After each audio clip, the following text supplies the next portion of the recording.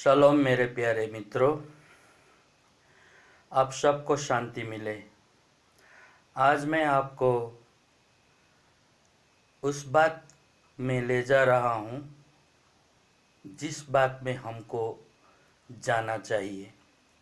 हम ईसाई लोग बहुत ही केयरलेस हैं और लापरवाही हैं और कुछ भी सीरियस नहीं लेते हैं। लेकिन हमारे पिता जो है ना, स्वर्गीय पिता, वो बहुत सीरियस है। वो कहते हैं, एक बार नहीं बहुत बार मैंने बाइबल में देखा है, पढ़ा है, और वो सब बाइबल वर्स कलेक्ट करके मैंने ये वीडियो में डाला है। आप देख रहे हो, कम से कम भी 14-15 वर्स मैंने डाला है, बाइबल के पद आयत डाला है। वो किस विषय में डाला? क्योंकि सर्वशक्तिमान पिता कहते हैं, जैसा मैं पवित्र हूँ वैसा तुम भी पवित्र बनो। एक बार नहीं बहुत बार ये लिखा गया है। तो मैं भी हैरान परेशान, कैसे हो सकता है ये? क्या मैं जैसा पिता पवित्र हैं वैसा बन सकता हूँ? तो मैंने बहुत दिन तक रिसर्च करने के बाद, इसके बारे में स्टडी करने के बाद इस कंक्लूज़न पे आया कि ये पॉसिबल है। अगर पॉसिबल नहीं होता तो पहली बात पिता नहीं कहते कि जैसा मैं पवित्र हूँ तुम भी रहो। अब्राहम एक इंसान थे, उन्होंने अपने जीवन को पवित्रता में बिताई।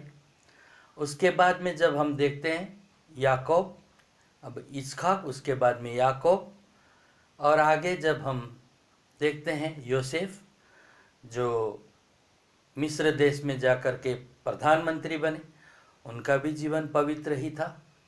और जैसे ही हम थोड़ा पीछे मुड़ के देखते हैं मोशे ने एक गलती की, पिता का आज्ञा उल्लंघन किया, तो उनको प्रॉमिस लैंड तक पहुंचने ही नहीं दिया गया। लेकिन यहोशू और कलेब, ये दोनों कनान देश तक पहुँचे।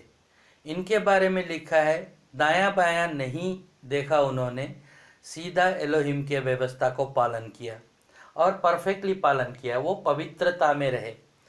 तो ये पॉसिबिलिटी है। जब हम नए नियम में देखते हैं तो 12 चेलों में से ज़्यादातर हम पतरुस, यूहन्ना, याकूब और पौलुस के बारे में ही हम जानते हैं।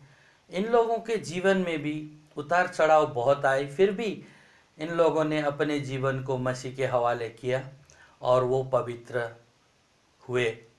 तो इसीलिए वे लोग कहते हैं, पहला पत्रस 1:15, 1:16 में, आप यहाँ पर पोस्टर में मैंने डाला है, वहाँ पर पढ़ेंगे तो जैसा मैं पवित्र हूँ वैसा तुम भी बनो बोल के पिता बोलते हैं, बोल के पत्रस भी कोटेशन देते हैं। तो मेरे प्यारे भाइयों और बहनों, हम विचार करेंगे कि कैसे हम पिता के जैसे पवित्र बनेंगे। पहली बात तो हमें उनकी तरह पवित्र बनना है या एक असल विश्वासी बनना है, तो हमारे भोजन वस्तु को हमें सुधारना होगा।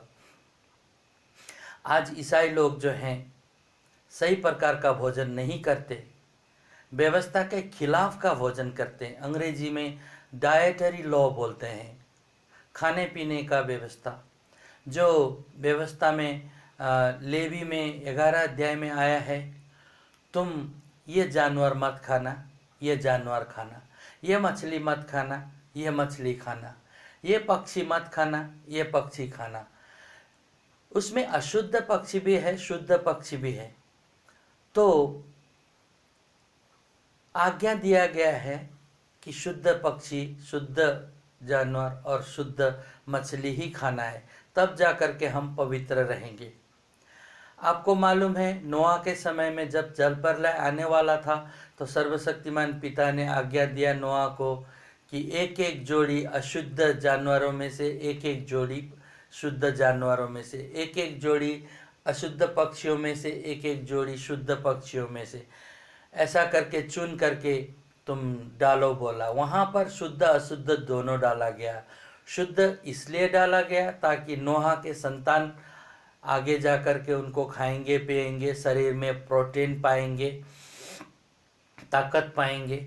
और अशुद्ध इसलिए डाला क्योंकि गंदगी फैलाते हैं, जानवर भी फैलाते हैं, इंसान भी फैलाते हैं। तो अशुद्ध जानवर जो है उसको साफ करते हैं। जैसे सुअर को देखो, वो एक बच्चा गंदगी फैला देता है तो उसको आकर के सुअर सफाचट कर देता है। कुत्ता भी वही काम करता है जो सुअर करता है। तो हमारे सर्वशक्तिमान पिता ने जो कुछ भी जानवर बनाए हैं साफ सुथरा करने के लिए भी बनाए हैं और मनुष्य को मदद करने के लिए बनाए हैं, उनको खाने के लिए नहीं। जैसे सांप को बोलेंगे, सांप जो है चूहे खाता है। हमारे घर में चूहे बहुत आते रहते हैं और वो बीमारियां फैलाते हैं, लेकिन सांप अगर उस चूहे को खा जाएगा तो हमें बीमारियों से बचाएगा। तो ऐसे ही बिल्ली जो है वो चूहा मारता है तो चूहा खाता है, उसको बीमारियां नहीं होती। लेकिन जब चूहा हमारे खाने में रात में कुछ जूठा कर देता है, सुबह हम वो खाते हैं तो उसका जो कीटाणु है, बैक्टीरिया है, हमारे मुंह के अंदर चला जाता है, हम बीमारी हो जाते हैं, बुखार आता है और कभी कभी मर भी जाते हैं हम लोग। तो ऐसे अशुद्ध जानवर जो हैं हमारे हानि के लिए होते हैं, उनको खाने के लिए नहीं होता है।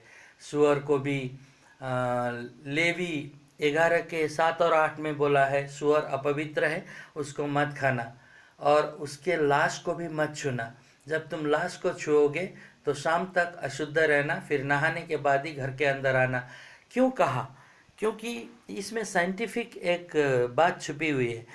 आपको मालूम है, साइंस ने आज रिसर्च करके पता लगाया है कि सूअर के अंदर में एक ऐसा बैक्टीरिया होता है जिसका उन्होंने नाम दिया है पोर्क वॉर्म और टेप वॉर्म।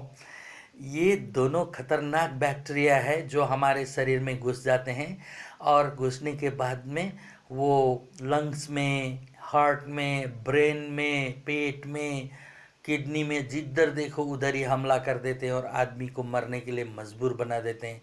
तो इसलिए पिता ने कहा मत छुओ, उसके लाश को मत छुओ। इसमें साइंटिफिक फैक्ट छुपा हुआ है।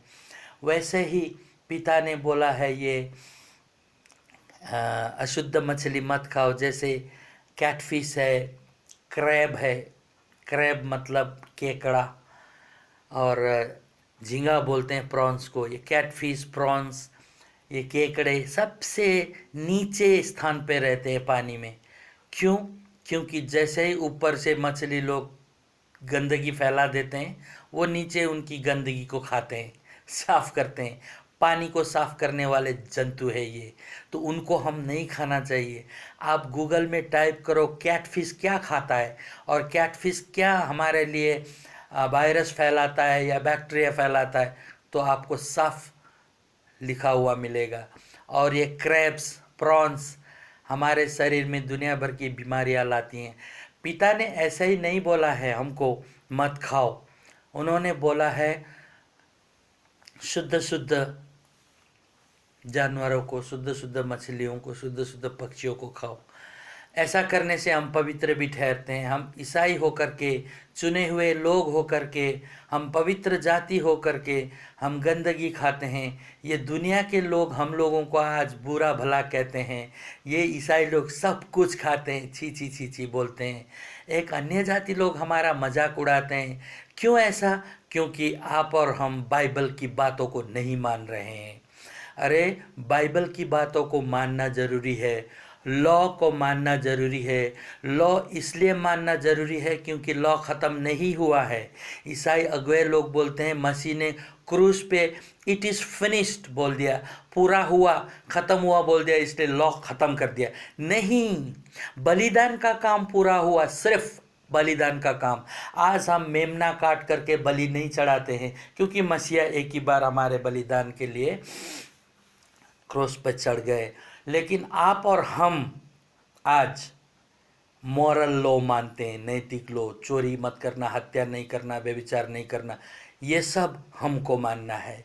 और गंदगी नहीं खाना है, इसको डाइटरी लॉ बोलते हैं।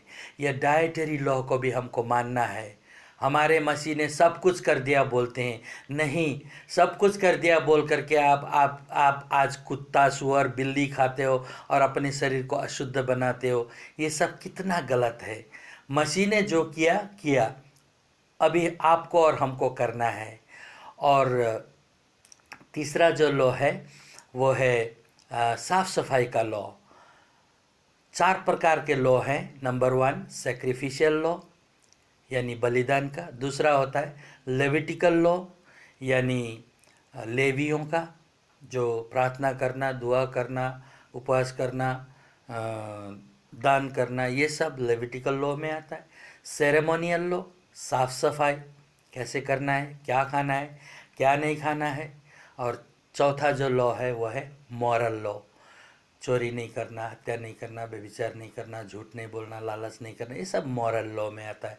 ये सब लॉ कहाँ ख़त्म हुआ? ख़त्म नहीं हुआ। आज हम मानते हैं, अगर नहीं मानोगे तो जेल चले जाओगे, क्योंकि यही लॉ के हिसाब से संविधान भी बनाया हुआ है। ठीक है, अगर संविधान के खिलाफ में कुछ भी करोगे तो कानून आपको पकड़ेगा। ऐसे ही हमारा बाइबल का लॉ है, बाइबल का लॉ हमको पकड़ेगा। इसलिए ईसाई भाइयों और बहनों, मैं इतना ही कहना चाहता हूँ कि डाइटरी लॉ फॉलो करो, अपने शरीर को शुद्ध रखो। दानियल पागल नहीं थे, उन्होंने राजा के खाना को ठुकरा दिया, रॉयल फूड, शाही भोजन को ठुकरा दिया। क्यों? क्योंकि वो सर्वशक्तिमान पिता के सामने में अशुद्ध नहीं होना चाहते थे, इसलिए उन्होंने ठुकरा दिया और साग सब्जी खा के जिए। मेरे प्यारे भाइयों और बहनों, समझ को खोलो। आप अपवित्र हो, अभी अशुद्ध हो। मैं आपको एक बाइबल वर्स बोलूँगा, नीति वचन के 28 के 9 में आप पढ़िए। वहाँ पर लिखा है, जो आदमी व्यवस्था को नहीं मानता उसकी प्रार्थना एलोहिम के सामने घृणित ठहरती है, घिनौनी ठहरती है। आपकी जो प्रार्थना है ना, आप सोचते हो हमारी प्रार्थना सुनी जाती है, हम ये करेंगे वो करेंगे, ये सब आपका वहम है। आप जो दुआ करते हो ना, कुछ सुनाई नहीं देता है एलोहिम को, क्योंकि आपका जीवन ही अपवित्र है, गंदगी खा करके। आप बोलोगे नहीं, मैंने तो प्रार्थना किया, मेरा वीज़ा लग गया, मैं अमेरिका गया। अरे, एक अन्य जाति भी जाता है, तो कौन सी बड़ी बात है? आप बोलोगे मैंने प्रार्थना किया और मेरा जगह खरीदने का था, खरीद लिया। अरे, इसमें कौन सी बड़ी बात है? वो तो नास्तिक भी खरीद रहा है, अन्य जाति भी खरीद रहा है। आप बोलोगे मेरा 10 में नहीं तो BA में, मैं तो MA में पास होना था, मैंने दुआ किया था, मैं पास हो गया। अच्छा, मैं क्वेश्चन पूछता हूँ, बिना पढ़ के साल भर मत पढ़ो और पास हो जाओ प्रार्थना के द्वारा, तब मैं मानूंगा। ये सब आपका वहम है। आपकी प्रार्थना ना छत के ऊपर नहीं जाती, लेकिन आपको लोग ऐसे ही उड़ा रहे, ऊपर ऊपर उड़ा रहे, आपकी प्रार्थना सुनी जाएगी, ये होगी वो होगी। ये बहुत बड़ी साजिश है, अगुए लोगों की साजिश है कि आप लोगों को बहकाया जाए, फुसलाया जाए और अपना उल्लू सीधा किया जाए। मैंने समझा, 30-35 वर्ष के जीवन में मैंने समझा कि क्रिश्चियनिटी क्या है। क्रिश्चियनिटी में सच्चाई नहीं है। आज मैं बेधड़क बिंदास बोल रहा हूँ, क्रिश्चियनिटी में एक भी सच्चाई नहीं है। झूठ है, फरेब है, धोखा और गलत बात है। बाइबल में सच्चाई है, वही बाइबल की सच्चाई मैं आपको बोल रहा हूँ। व्यवस्था पालन कीजिए, 10 आज्ञा पालन कीजिए। 7 पर्व हैं, लेवी 23 अध्याय में पढ़िए। 7 पर्व है, साल में आते हैं, हफ्ते में आते हैं, महीने में आते हैं, 6 महीने में आते हैं। वो सब पालन कीजिए, पिता खुश होंगे, आपको आशीष देंगे। ये Christmas, new year, good Friday, Easter Sunday, ये सब नहीं मानना। ये गंदे लोगों से आया है, ये घटिया लोगों से आया है, अन्य जाति लोगों से आया है। इसके पीछे मूर्ति पूजा छुपा हुआ है, इसके पीछे गंदे गंदे लोग छुपे हुए हैं। नहीं मानना ये सब। बाइबल की सबात मानिए। संडे नहीं मानना, सूर्य का दिन होता है संडे, सूर्य का दिन, वो नहीं मानना। 7वें दिन विश्राम करो बोल के बाइबल में आज्ञा दिया है, तो आप हफ्ता का पहला दिन क्यों मानते हो? शबात मानो, बाइबल के फीस्ट या पर्व मानो, याशुआ नाम में प्रार्थना करो, जीसस नाम में प्रार्थना मत करो, क्योंकि जीसस का मतलब लतीनी भाषा में सुअर होता है, और सुअर के नाम से प्रार्थना करने से सर्वशक्तिमान पिता खुश होंगे? कभी नहीं।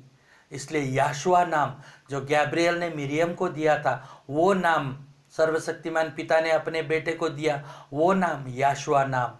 आकाश के नीचे पृथ्वी के ऊपर एक ही नाम दिया गया, वो है याशुआ नाम। फिलिपी 2:9 में लिखा है, सबसे ऊंचा नाम वो याशुआ नाम है। याशुआ नाम में ही 12 चेले कुर्बान हुए।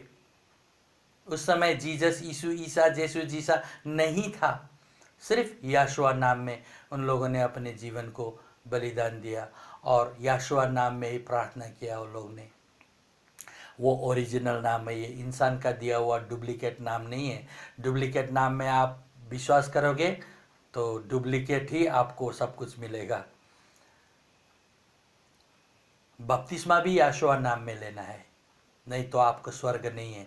मैं चैलेंज देता हूँ आपको, एक ही तो नाम है, तो उसी नाम में हमको प्रार्थना करना है, तब आपका जीवन पवित्र होता है। मैं जल्दी से 4-5 पॉइंट बता के ख़त्म करूँगा। नंबर 1, आपको याशुआ नाम में विश्वास करना है। नंबर 2, आपको शबात मानना है पवित्र होने के लिए। नंबर 3, आपको बाइबल के पर्व मनाना है, संसार के ये पर्व नहीं। नंबर 4, आपको 10 आज्ञा मानना है। नंबर 5, आपको डाइटरी लॉ मानना है, अशुद्ध नहीं खाना है, तब जा कर के आप पवित्र और शुद्ध बन सकते हैं। और आपको हिब्रू सीखना है।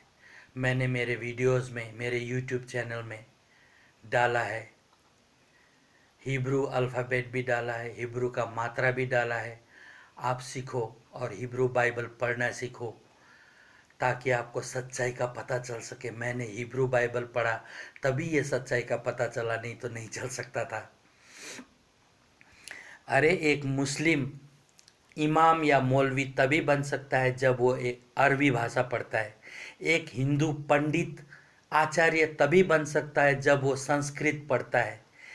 एक सिख गुरु तभी बन सकता है जब वो गुरुमुखी भाषा सीखता है। लेकिन ईसाई लोग हिब्रू भाषा बिना पढ़े ही पास्टर, बिना पढ़े ही प्रीस्ट, फादर बन जाते हैं। इसीलिए आज क्रिश्चियनिटी में लगभग 40,000 जैसे डिनोमिनेशंस हैं। 40,000। एक का विश्वास दूसरे से नहीं मिलता। क्यों? क्योंकि यही है, हिब्रू भाषा नहीं सीखा इन लोगों ने। तर्जुमा किया हुआ, अनुवाद किया हुआ भाषा पढ़ करके एक बाइबल वर्स एक दूसरे में मेल नहीं खाता। अंग्रेजी बाइबल वर्स एक पढ़ो, कोई ऊपर है, कोई नीचे है, कोई इधर है, कोई उधर है, समझ में नहीं आता।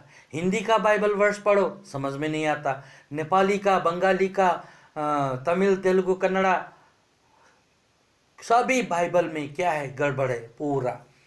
हिब्रू बाइबल में गड़बड़ नहीं है। हिब्रू बाइबल में हमारे मसीहा का नाम भी है, बाकी बाइबल में मसीहा का नाम नहीं है। इसलिए अगर आपको पवित्र और शुद्ध बनना है, सच्चा विश्वासी पिता का बेटा बेटी बनना है, तो ये जो मैंने बातें बताई है यही पालन कीजिए, तब आप पवित्र बनेंगे। धन्यवाद।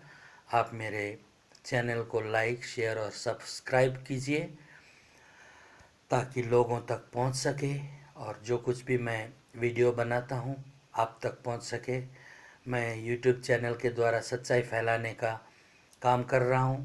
आप मुझे मदद कीजिए, सिर्फ सब्सक्राइब कीजिए, बेल आइकन को दबा दीजिए ताकि मेरे वीडियो पोस्ट करते आप तक पहुंच सके। पिता आपको आशीर्वाद दे। शालोम। बेंगलोर से बेनियाहू।